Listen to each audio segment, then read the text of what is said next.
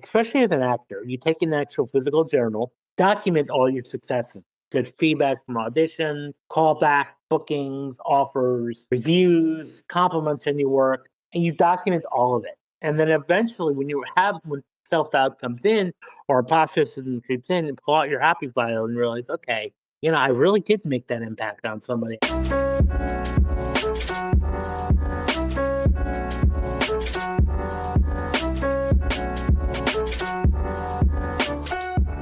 Hello, hello, and welcome to Keyboard. I'm your host, Tembi and Thembi. You can call me either. I love them both. I'm a theater artist, educator, instructional designer, and tech enthusiast who loves to talk to interesting people about their journeys in arts, education, and technology. It serves performers to spend time developing their craft, right? Working on their voice, keeping the body conditioned, refining their stage technique. But what about the mind?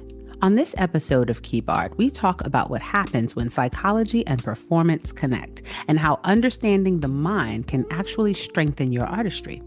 My guest, Dr. Albert Bramante, is a talent agent and psychology professor, and he helps creatives reframe the way they define success and failure. We touch on his book called Rise Above the Script, Confronting Self-Doubt and Mastering Self-Sabotage for Performing Artists. We talk about common myths about hypnosis and why we all should keep a happy file. I won't hold you a moment longer. Let's get into it. Welcome, Dr. Albert Bramante. How are you? I'm doing well. I really want to thank you for having me on. I'm so happy and honored to be part of this podcast. Glad to have you here. So let's jump in. Tell us about how you became a talent agent and a psychology professor. How do these two disciplines interact and intersect in your work? Well, a lot of the stuff happened by accident, especially the talent agent part. I don't think that was really in the cards for me in the beginning. So to kind of start off, I was always a nerd, you could say, in high school. So I loved reading. So my sanctuary was a library, and I read a lot of books about the brain, about behavior, and became very intrigued and enthralled by it. I was just very much into science. So I decided I was going to major in psychology. When I was also in high school, I was part of the drama club, and I enjoyed it. I enjoyed being part of the drama club. And then when I was doing my undergraduate studies, I had taken some theater classes, some theater electives, and it really immense cemented my interest in the performing arts aspect. But I kind of, was just at still point where I was going to be a PhD level clinical psychologist, researcher, professor, all of that. That I kind of put that on the back burner. So I received my master's degree. I was all set to go into a PhD program, except didn't get into any, right off the bat, because clinical PhD programs are especially highly competitive. So I started working after I received my master's degree. This is right around the time 9/11, unfortunately. And I started working with different social service agencies. And I started meeting a lot of actors in New York. Mostly a lot of actors are doing some volunteer work. And it kind of reignited or resparked my interest in acting. So I started off a little bit as an actor myself and quickly realized that I really liked being on set. I really liked being around creatives. However, the acting thing was really not for me. So I, then I did some soul searching, kind of like, well, where do I go? What's my direction if I'm not going to be an actor? So I started volunteering at film festivals. I started working in casting a little bit, the casting intern in a couple films, and then Philip to start casting principal roles in short films and student films. And I really enjoyed the process, meeting actors and collaborating and watching something, connecting people. That was like the biggest joy that I had of it. I'm a connector. So how do I use this professionally? Well, connect actors to projects. There you go. So let me become a talent, representative. And so that's how the agent began. Now, to kind of still fulfill my childhood dream was to be a doctor. So I was like, yeah, I'm going to go all the way now. Might as well. I already halfway there. So I enrolled into a PhD program at Walden University. It's a distance ed program. And when the after the first year of the program, we had an orient, some intensives, and we had to start picking a doctoral dissertation. And that led to me focusing on a problem that I was facing as a talent representative, as a talent agent. Why are these actors self-sabotaging? Why are they shooting themselves in the foot? And it was something that was not just affecting me, but other colleagues of mine in the industry. So it led me to actually study this for my dissertation. I did self-repeating behavior and performing artists. That was really the topic of my PhD dissertation, and which later became the foundation for my book in 2024 that I had published. So that's how that kind of started, where I kind of interweave both.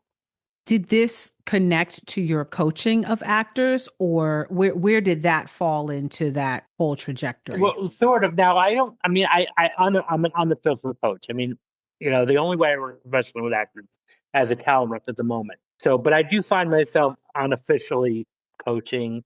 Whether it's through classes where I'm a guest speaker at, or online forum summits that I'm a part of, and where I'll do some group coaching. I feel like for me, I coach on business of acting. I'm not necessarily an acting coach where I don't, you know, technique is where I let other people do that. There's so many other people that are more qualified than for me on technique. So they can go for the acting, technique at many different. There's many different good programs in New York City. So for me, I offer more on the mindset side of things, on the business side.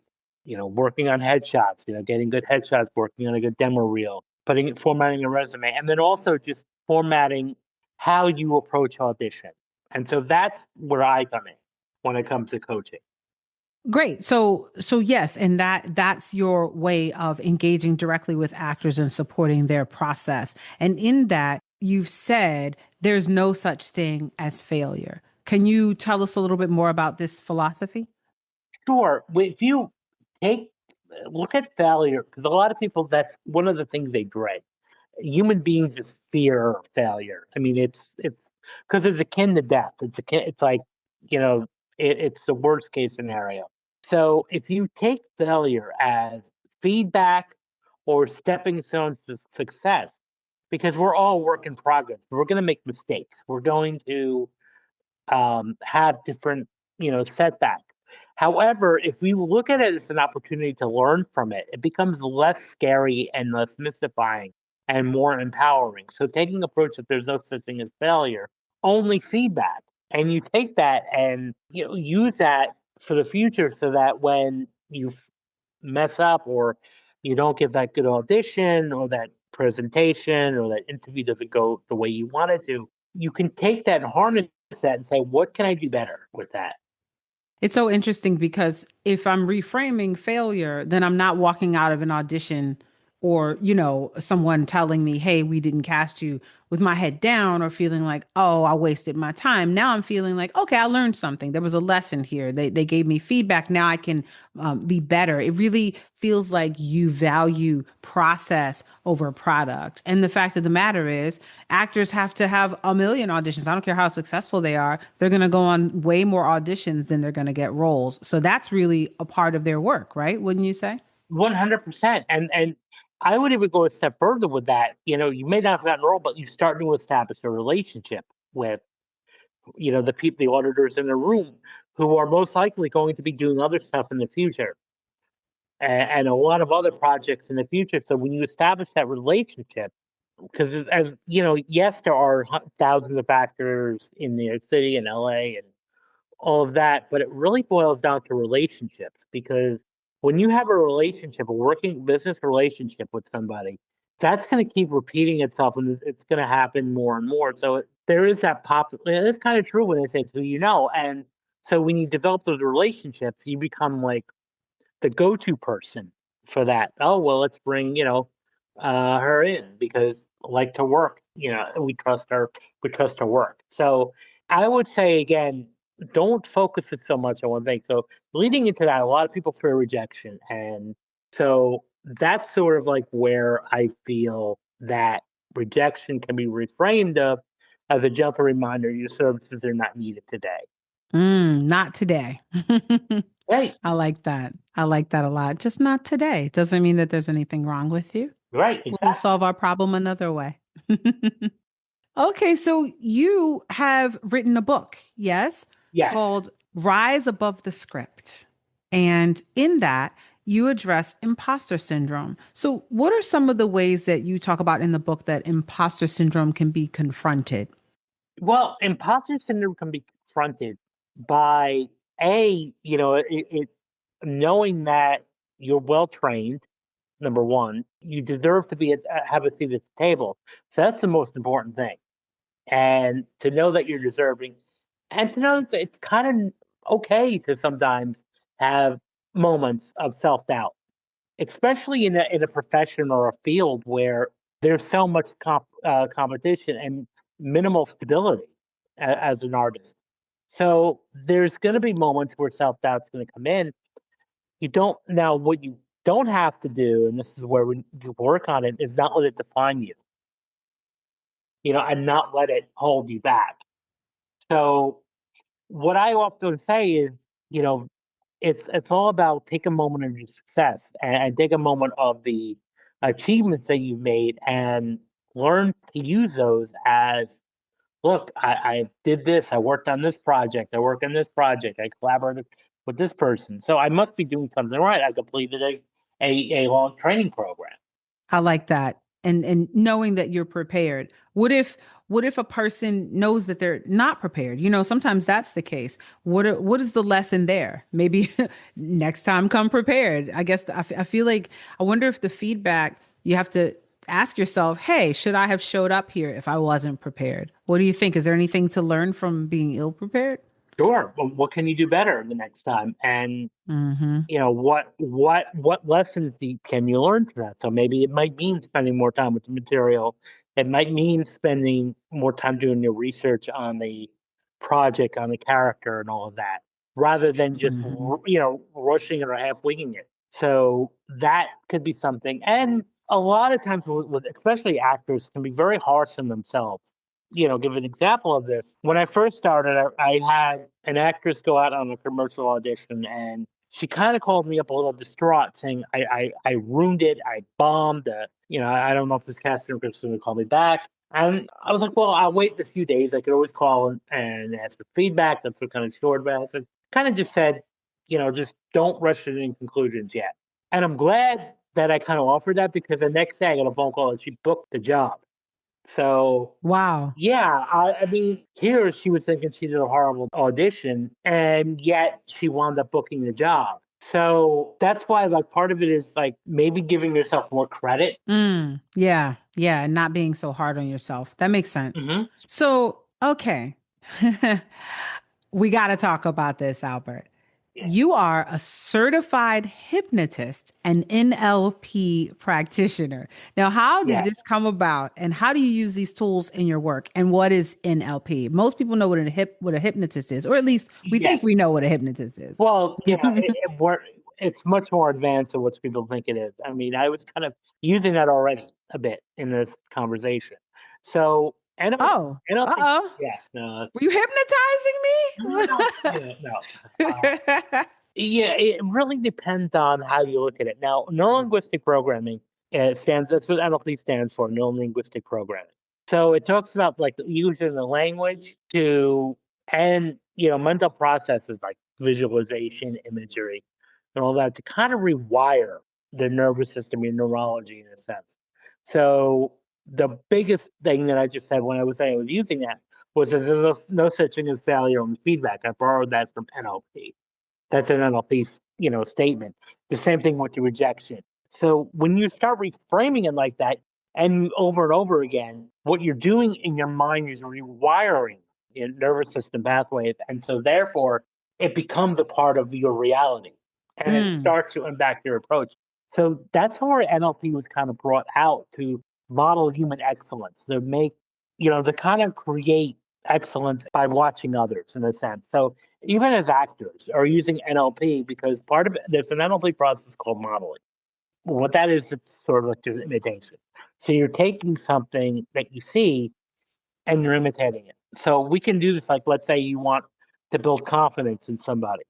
So what do? You start imitating the physical aspects of confidence, standing tall, smiling, shoulders back, stomach in, doing a power pose. And what that does, when you do the physical, the internal is going to catch up eventually to you. So that's kind of like how we would use NLP and even hypnosis in some aspects. That's how I use it. So, a lot of people when they think hypnosis, they think of somebody with a pocket watch making people cook like a chicken. Because you see that Right. on TV, or you've been to a comedy show, or you see the movie Get Out, which I think really takes the whole absurdness of the portrayal of hypnosis on a whole nother level. But that's a whole nother Hmm. topic. But that's sort of why I think it gets kind of like a bad reputation or a mysterious, but it's really not mysterious. So, and how I used it, because I was always interested in more of a rapid change in people. So, traditional clinical psychology was all about pathologizing people and sometimes having people stick for years in therapy. And I always kept thinking, even as a student, there's got to be another way. And so, what hypnosis and NLP also do is they work with the subconscious mind. Now, we have two minds. We have the conscious mind and the unconscious mind. The unconscious mind is a very strong factor in our behavior and our day to day behavior. So, and we're not aware of it completely unless we do some inner work or inner exploration. So if we can change the unconscious behavior, the unconscious thoughts, you can really start to change someone's behavior for good. And I use a little bit in my book, kind of talk about different processes that you can do. One very popular one that I'm sure everyone's familiar with is the visualization. So let's say you have an interview coming up, you have an audition coming up, you have a performance coming in. Visualize it in your mind's eye. And I use a metaphor of watch yourself, like pretend you're in a movie theater watching yourself on screen. But whatever it is, the task you're about to execute, whether it's, again, the audition, the performance, the presentation, and watch it going very, very well, in the sense where it's like, you're on top of, you're feeling powerful, audience is responding to you. You're getting a standing ovation and you mention it in your mind's eye and you do it over and over again. Because the interesting thing about the brain is that the brain does not know the difference between reality and fiction. So that's part of what hypnosis can do too, is changing limiting beliefs and reframing and rewiring those. Okay, the brain doesn't know the difference between reality and fiction. So you're saying that if I just keep telling myself something, it eventually becomes my reality because I can talk myself into believing it. You'll talk yourself Is that into what believing, you're and saying? then you'll take action too. So, Mm. now one of the biggest topics that when I was in my doctoral study that came up was the whole law of attraction, and which I think is great. And I'm not, deny, and, a lot of people were, swear by it, and it's great. But I think it's missing an important piece. Manifestation is great, but where's the action? Where's Okay. where's the action that's going to take? What actions are you taking? Because I can sit and say, I'm going to be a millionaire in 2 years, but if I'm sitting on my looking at my phone and it's scrolling on social media, that's not going to happen. So Right. I have to take action. So what actions are you taking? Now, when you start to act as if it's happening, you start to take better, more proactive actions, which will make it more likely to happen in a sense. So another kind of other quick hacks, language hacks we use is I tell actors never to introduce yourself or refer to yourself as a starving artist or a struggling artist or a broke actor. Because when you do that, you're fulfilling the narrative a bit of, I must be star. So your mind says, okay, great, got it. You're starving. Yeah. Yeah. Okay. I see what you mean. That's hypnotic and NLP process right there. Just reframing Mm-hmm. the language you're using to yourself. So act as if, and I did this myself. I mean, two instances when I was first starting as an agent, was telling people, yeah, I book people in film and TV. Not quite yet, but at that time I was telling people that, and I owned it. And then within, less than 2 months later, I had, booked three primetime TV gigs in a week. So Wow. now true. And also, when I was part of an author mastermind group, I had one of the most severe cases of writer's block, in the beginning of the process of writing the book.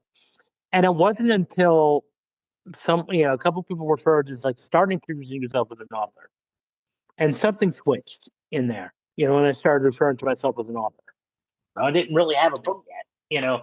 But at that Yeah. point, But you started taking the actions, right? Like you said, you didn't manifest it just by sitting around and saying you were an right, author. You said, okay, it started to clear up that writer's block and you started to write more, I'm yeah, assuming. And then, and I really got serious to the point where I said, okay, for 2 hours a day, I'm gonna write. I'm gonna write, and I did that for about 2 months straight. So I had eventually a manuscript there for 2 months, but I was committed to 2 hours a day of solid writing, and I had a manuscript, and the rest is history. But if I didn't take action, I would have been sitting there probably in 2025 right now, telling people I'm going to be writing a book. Well, that's great, but right, where's the action? with no book. Yeah. Yeah.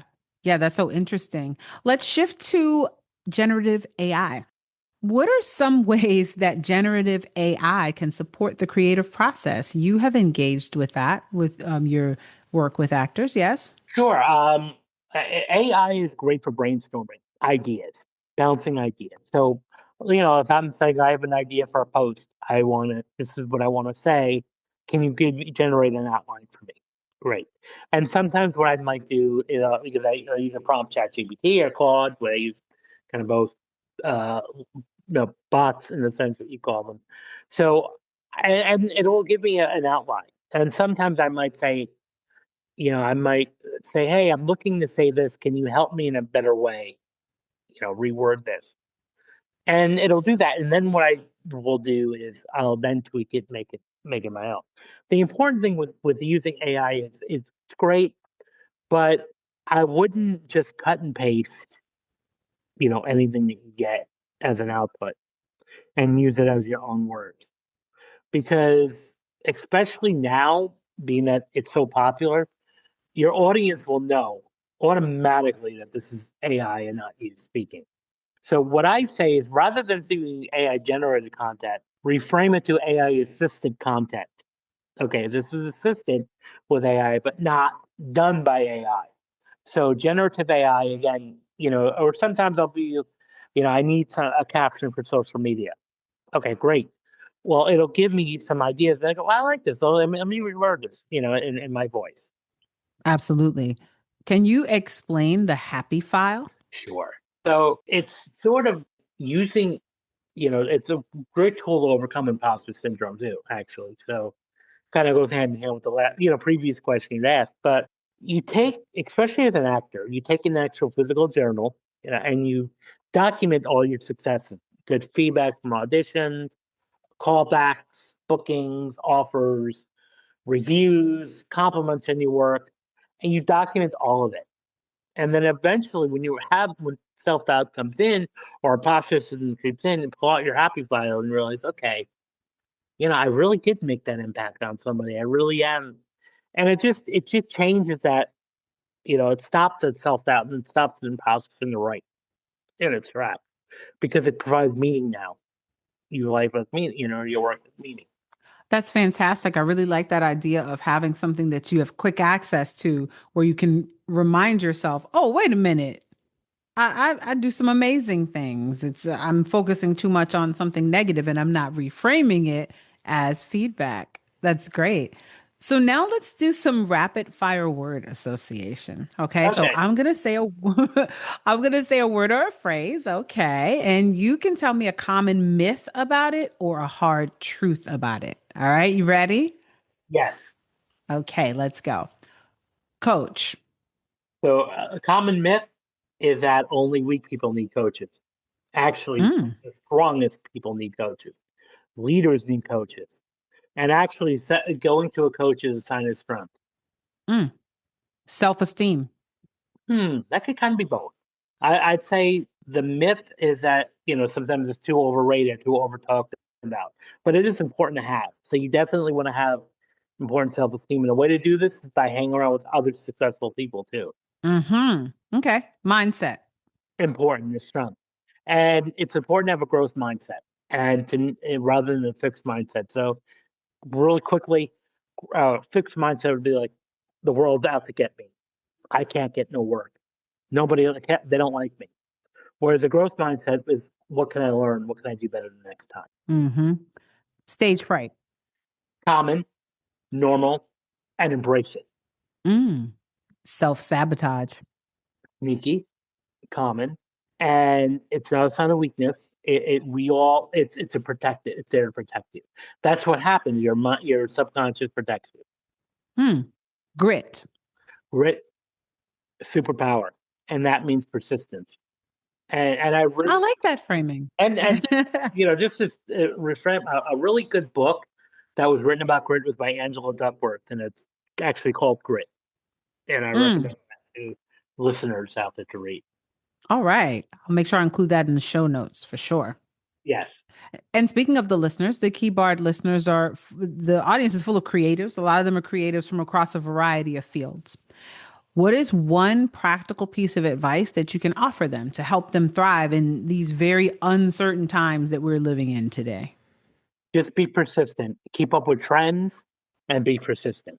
Mm, I'm taking that in right now. I'm letting that wash over me. Just be persistent. It's so needed. I think I want to say, when you talk about coach, the word coach, and how it's a misperception that only weak people need coaches. And yeah, I guess when I think about it, if we put it in a sports framework, the best athletes still all had coaches. You Yeah. have to have a coach, and there has to be somebody to help you direct your energy, because you, from inside your own experience, can't see the bigger picture. So I Hmm. thought that was a really interesting thing and something to think about. And just like when you say persistence, the idea of like from outside, like it helps to have somebody remind you of something. Maybe it's in there. Maybe there's something being awakened, or you just haven't been thinking about it. But I love that outside force saying, "Hey, keep going. You're doing great." And then get that happy file. Don't let a rejection make you feel like you're less than, or you shouldn't be doing this. So really, really excellent advice. Is there anything else you'd like to say to our listeners before we head out? Yeah, please. I'd love to hear from you. Follow me on social media. I'd love to connect. And, again, I just really want to thank you for inviting me on here. Yeah, this was great. I enjoyed this chat with you. I really I mean, I'm still thinking about it. It's still kind of ringing in my head the way that you talk about reframing rejection. And it's just such a great message, I think, especially like I mentioned earlier, in the times that we're in, to remind people to just Yes. keep going, And keep don't take it pushing. personal. It's not personal. Yes, yes, indeed. All right, folks. This is Dr. Albert Bramante. I am Tembi, and this is Key Bar. Till next time. Keyboard is produced, directed, and hosted by Tembi Duncan. Theme music produced by Psycho Sid. If you enjoyed the show, please subscribe, follow, leave a review, or give us a 5-star rating. Your support helps the show reach more listeners, and it means the world to me. Thank you for listening.